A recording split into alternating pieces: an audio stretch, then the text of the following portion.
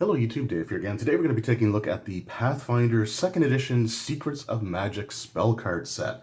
Now before I get any further into this, I do want to state, just for transparency's sake, that this product was sent to me by Paizo for the purposes of doing a review video for.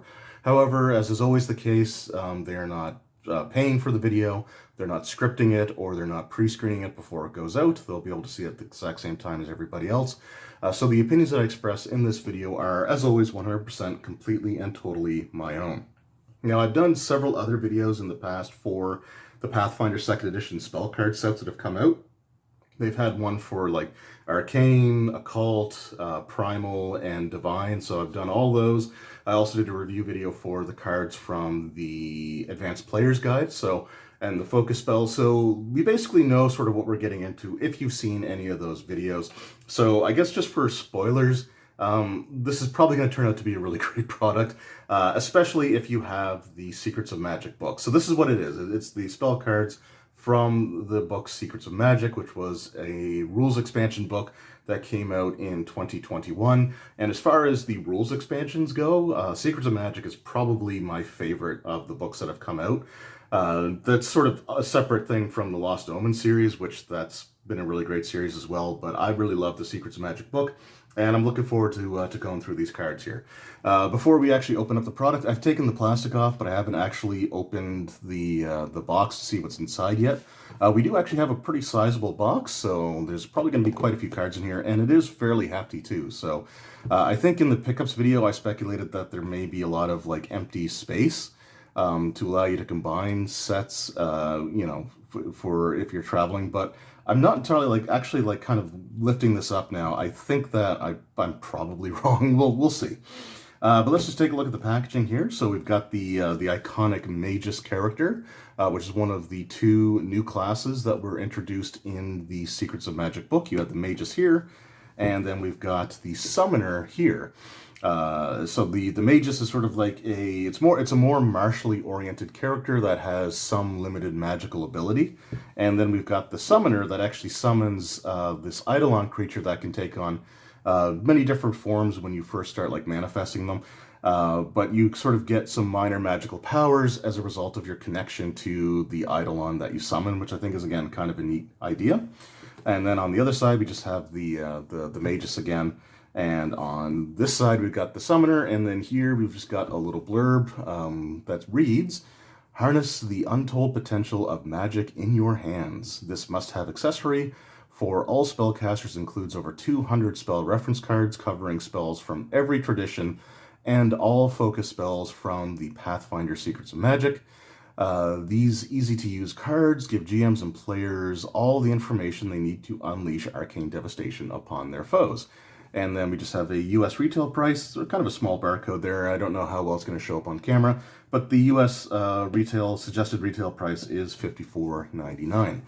So let's go ahead and actually open this up. It does actually open, it slides open pretty easily, which is good. Some card set boxes have a tendency to really struggle. And oh boy, yeah, there's a lot of stuff in here. So I don't think I'm necessarily going to go through every single card, but we'll see. So we do have a little spacer in here again. If you want to add stuff to it, you have the option to do so. So even though it's not as empty as I may have initially thought at 200 cards, there is still some extra space in here. So if you're playing a particular tradition, you can sort of shove the cards that you need for that in here as well. The extra space will also allow you to accommodate having sleeved cards, because there's plenty of room on the sides, as well as plenty of room this way if you want to sleeve up your cards. Although these ones are sort of like a glossier, kind of a thicker cardstock, so, I don't think you're going to necessarily need sleeves as much, but the option is there. And some of these cards are double-sided as well, so you want to take that into consideration. Looking around the outside of the internal packaging, or internal sleeve, you just have Secrets of Magic, and then you got the Open Gaming License, and that's pretty much it. No advertisements or anything. So let's just go ahead and dump these out. And let's have a look here, shall we? So here we already see an example of oh, maybe not. Oh, here we see an example of a card that actually has stuff on both sides. So let's just go ahead and we'll just open this up, and just bear with me here. and we're just going to go through it relatively quickly. We'll give you an idea of what the cards look like, what their format is, and because like honestly, you don't need to know every single spell. If you've got the book, you know what spells are in here. But just again, to give you an idea on how these cards are going to be formatted. So these first ones here, these are all from the Primal tradition. Should I? Yeah, let's open them all up. All right, so I've just got all the cards separated by their schools or traditions, whatever you want to call them. So we have Arcane, Divine, Occult, and our Primal spells. We also have our Focus spells, which are sort of a different mechanic altogether, but I've already discussed that in separate videos. So again, we got a pretty large number of cards here, and I just want to, I'm not going to go through every single one. There's just way too many cards to basically do that with, but I will show you some examples of the cards here and sort of just explain why they did things sort of the way that they did with some of this stuff. So the general thing that you're going to see for these cards is going to be something similar to this. So we just have animal allies here, which gives you the spell description, and then on the back you just sort of have like the iconic artwork for the different tradition. But the format of the cards is pretty basic. So you've got the name of the spell up at the top here, the spell's level, and then we have the keywords that go with it. In this case, Animal Allies is a conjuration spell. It's Primal Tradition. Casting is 2 actions, somatic and verbal. Arius has a 5-foot emanation, saving throw basic, and basic reflex, I should say. And then it gives you the spell description. So for this one, it reads, you summon tiny, ordinary animals from the environment, such as insects, birds, or fish, to quickly lash out at nearby foes. The animals swarm around the creatures in the area, dealing each of them 3d4 piercing damage with a basic reflex save. And for every spell level above first that you use to cast this spell, the damage increases by an additional 3d4. So that's the way that a lot of these spell cards will be laid out. However, there are some cards that have a lengthy description that's not going to fit on just one side of a card. So for the vast majority of these spells, what you're actually going to have is something like this. So this is the arcane spell with 0 gravity, and it's laid out basically in the exact same format. So you've got the spell name, you've got the level, the keyword, so this is an uncommon evocation, the tradition, so this is arcane and occult. So actually I wonder if this is actually in the occult. Yeah, okay. So yeah, if a spell appears in multiple traditions, there are multiple copies of that card. So the occult tradition also has a copy of the 0 gravity card. So you don't have to worry about, like, if one appears in multiple schools, only having or traditions, I should say, only having one card to use for all of them. Each time it appears in a tradition, they'll have their own copy of the card. So, and then it just gives you the casting actions, the range, the area, duration. There's no saving throw for this one, so it doesn't list one. And then it gives you a description, but the description's a little bit too long to fit on a single face of a card. So what they do is they just have it continued. So it actually say continued on the back, and then it gives you the rest of the information. So most of the spell cards that you're going to come across that won't fit on a single card, or a single face of a card, will generally fit on 2. At this point, they are keeping all the spells on individual cards, which I can sort of understand that. It's a little bit different, I think, from like a monster stat block sort of thing. But right now, at least for now, and these aren't numbered. They don't actually number the cards, so I think that's another reason why they're keeping the descriptions on a single card. But there are a few, and when I say few, I really mean a few spells that have such long descriptions that they can't fit on 2 sides of a card. So one of the ones that we have here is Angelic Form. So Angelic Form, again, we got basically the same formatting here. So we got the spell name, spell level, keywords, traditions, the casting time, and the duration. And this one reads, invoking the celestial realms, you transform into a medium angel battle form. When you cast this spell, you can choose from a list of different things. The battle form is small if you choose one of the particular ones. While in this form, you gain the angel and celestial traits. You have hands in this battle form and can use manipulate actions. You can dismiss this spell, but because these transformation spells in particular, they have several different forms that you can choose from. And that's just not going to fit on the backside of a card, right? Because there's different stat block information, different attacks, different special abilities. These spells are generally pretty lengthy inside the book itself. So these are one of the very few examples that I've been able to come across so far for these second edition Pathfinder spell cards that will direct you to a specific page. But I will say, like, they'll do everything that they can to try to avoid having you actually, have to go through the book, because generally speaking, the point of these cards is to stop you from having to flip through books. But there are very, very rare instances where that's just simply not going to be really feasible.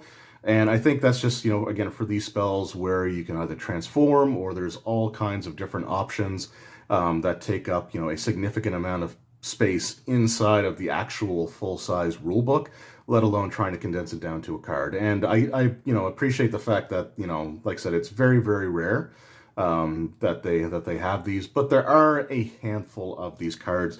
So that's one thing to keep in mind. But like I said, it's definitely the exception and not the rule, because they will try to use both sides of a card unless it's absolutely just unrealistic for them to do so. The thing that I also like about it is that they don't shrink the font size down to try to accommodate that. Like, the font size on the cards are nice. They're easy to read, and like for me, I've had some card sets where the writing is super tiny. So like, these are ones that don't bother me at all. So like I kind of appreciate that everything's nice and consistent. And they do their best to try to avoid having you look up rules inside of a book for each of these spells, but there's just going to be a couple of situations where it's just, again, not really a feasible thing. And like I said, we also have our focus spells, and focus spells are a little bit different, but they follow the same basic formatting of having the spell name, the level that you can gain them at, the keywords, the casting time, requirements, duration, saving throws if applicable, and then the description and heighten and all that stuff. So so there you go. So this, like I said, it covers all of the spells from the Secrets of Magic book, and the most important things, again, is that if a spell appears throughout different traditions, like Arcane and Divine, or Arcane and Occult, or Occult and Primal, each one of these stacks will have a copy of the spell. So like I said, we have zero gravity for the Arcane, and we've got zero gravity for the Divine. So it's, again, something that's just a really nice touch to have, that it will give you multiple copies if it appears in multiple schools. And it's all the spells from the book. And unless it is like a transformation spell or a spell that has like a nearly full page write-up in the book, you're not going to have to open the book for any of these spells. Like I said, the amount that you have to do that for is very, very small compared to the number of spells that are presented to you.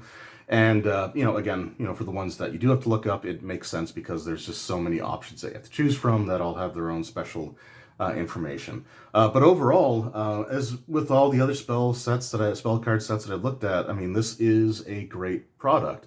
And it's something that I think is definitely worth your while if you are using a lot of spells from the Secrets of Magic book, or if you are a game master and you want to use have stuff for the Secrets of Magic.